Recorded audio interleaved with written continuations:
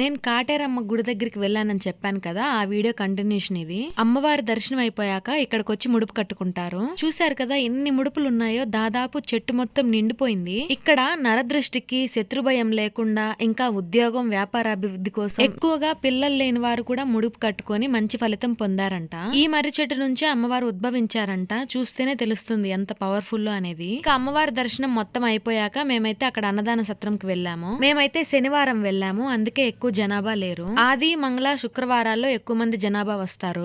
అన్నం తినేసి పక్కనే గుడికి సంబంధించిన స్టాల్ ఒకటి ఉంది, అక్కడికి వెళ్లి కొంచెం షాపింగ్ చేసుకున్నాము. నేను లాస్ట్ వీడియోలో అమ్మవారి దర్శనం అయిపోయి వెళ్లేటప్పుడు నాకు ఒక మంచి విషయం జరిగిందని చెప్పాను కదా. అదేంటంటే ఈ గుడి స్పెషాలిటీ ఏంటి, నరదృష్టి ఇలాంటివన్నీ పోగొట్టుకోవడానికి వస్తారు కదా. దర్శనం అంతా అయిపోయాక బయటికి వెళ్ళి చూస్తే నా చెప్పులు పోయాయి. అదేంటి చెప్పులు పోతే ఇంత మంచి విషయం, మా గుడి అన్నాక చెప్పులు పోతానే ఉంటాయి కదా అనుకుంటున్నారు కదా. అవి చాలా పాత చెప్పులు. నా చెప్పుల పక్కన ఇంకా మంచి మంచివి ఉన్నాయి, తీసుకెళ్లే వాళ్ళు వాటిని కూడా తీసుకెళ్లొచ్చు కదా. ఏమో నాకైతే సెంటిమెంట్ గా అనిపించింది. అమ్మవారి చూపు నా మీద ఇలా పడింది అనిపించింది. దేనికైనా ముందు మనకి నమ్మకం ఉండాలి. ఆ నమ్మకమే లేకుంటే ఎన్ని గుళ్ళు తిరిగినా వ్యర్థమే.